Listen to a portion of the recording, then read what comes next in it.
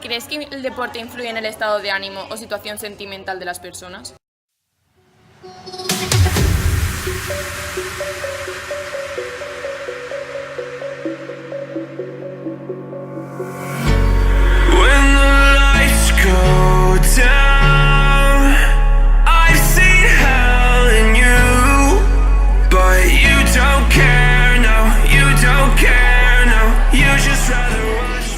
Para mí el deporte es como un momento donde todos los problemas se van, te concentras en lo que estás haciendo, te diviertes con tus amigos.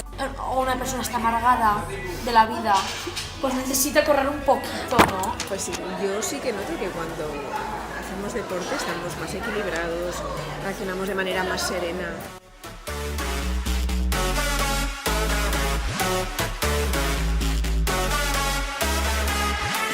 Están en funcionamiento pues los 5 torneos que tenemos.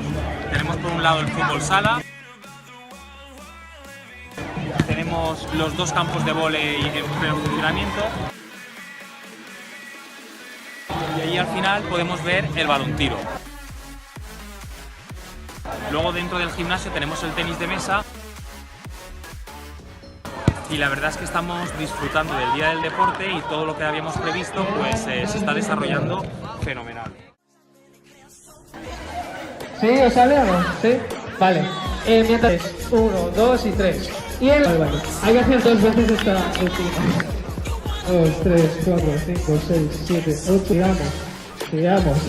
Derecha, izquierda. Pum. 1, 2, 3, 4, 5, 2, 3, 4. Giramos.